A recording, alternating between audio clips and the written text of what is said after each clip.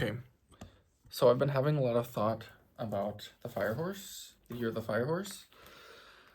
It's coming up soon, February 17th, and there's also a Shiva celebration. I meant to look it up before I started this, but I don't usually edit videos, so one take. If you want to take advantage of the year of the Fire Horse, these are some things that are coming to mind. Suggestions, friendly suggestions to really get it going. Old, painful habits that disengage, disassociate, or disconnect you gotta go. If you hold on to these things that disengage you, which in this case is to say allows you to not engage with your life, that disassociate you, which makes you so that you don't associate with your life, with the self, with who you are, or disconnect so that you don't feel connected, grounded, unified with who you are. They're all different things. They're slightly different, but they're different. You'll be on that horse and you'll be getting dragged.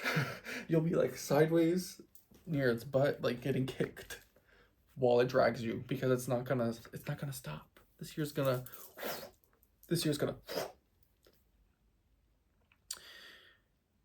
The next thing I wrote was, what are things that bother you when you realize you didn't get to them today?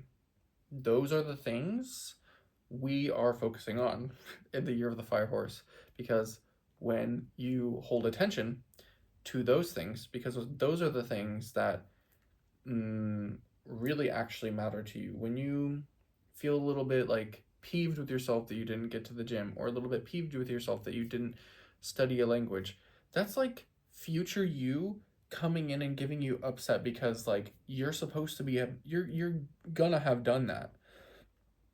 You're gonna have gotten to that body goal or learned that language, a year or two from now. But right now in the present, you're not embodying that. And so like future you's coming over and is being like, what are we doing? Like, we're upset. You didn't do it today. Like, that's you. That's who you are. Coming in and just in the face, right? Like, that's what that feeling is. Focus on those things. Get caught up on the soft, higher self suggestions. And then I wrote slash solve the tabs in your mind before closing everything else out. So when you get these little soft ideas, they're almost like, it isn't honestly so different than like The Sims when you like the higher self like clicks on something and wants you to go do something. These little suggestions, and then you know how The Sims sometimes just like retaliates and then randomly like sets their salad on fire. I don't know. I was thinking of something else, but I don't want my video to get flagged.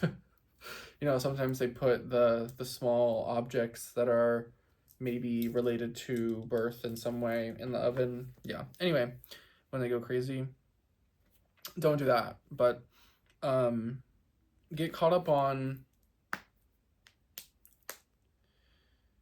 like, oh, I need to get to doing like revamping my portfolio, or like some like these small little suggestions that are actually like the strands. I call them the string. There's this string that each day you can hold on to and pull closer towards, which is really like pulling you into the center of all these other things around you in the z axis of life. If the string is in the y-axis, then all these other things that you could do as you're pulling yourself forward to fully embodied you, that's in the x and the y. Or, I mean, that's in the z, my bad. That's a great analogy. Right? Like, these little tabs, you want to close them out because it also, if you're not closing them out each day, I highly suggest you talk to yourself on camera, talk to yourself out loud, or you write about it. You got to pick one. You got to do it, or you got to alchemize it into the physical somehow, so at least it's addressed and it doesn't feel neglected. Get clear on the destination, yes, but get very clear on how you want to feel first. How do you want to feel on the way to the destination? How do you want to feel? What is the end goal of getting to the destination? The feeling And so therefore, what is that feeling you're looking for? Because if you set the end goal and you're not feeling good, that could be an indicator that this end goal, this destination, isn't actually how you want to feel. Get clear on how you want to feel, and then you'll get clarity on where the destination is, where you want to go. What is actually highest alignment? Get clear on the feeling first. One of mine is peace. Peace is integral to me. Other people have different things they're after, joy, but peace, peace, peace.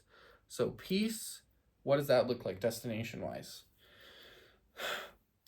Flexibility, probably the most important out of my things I've written down. Don't limit your egos or your existence to one way. I put it in quotation marks because black and white thinking, all or nothing thinking, gotta go. We gotta get out of it. We gotta get 555. Like, the world is evolving so fast. It's gonna continue evolving. It's not gonna slow down, especially with AI. It's just gonna keep going, going, going, going. There might be a pop, but like technology, there's like a law. It's the same law that like the chips keep getting smaller, but it's also that like things are going faster. There is just an upward projection. This is kind of the nature of the universe, of humanity. There's always an upward projection. So you got to get with the times or get left behind. It kind of feels like, and get creative. Don't narrow yourself into one box. We are all of everything all at once. We just inhabit different roles at different times, but we are capable of all things. We are totally capable. Don't let anyone tell you otherwise, but like, we have tendencies towards different things, and that's what makes us different or unique. But we are also one and the same. So allow yourself to flex into these different roles. And then you'll have a great fire horse here, and then everything will just like, you will get caught back up with life. Sorry, I keep looking at my arms because they be looking nice in this camera lighting. Sorry, I'm cutting the video.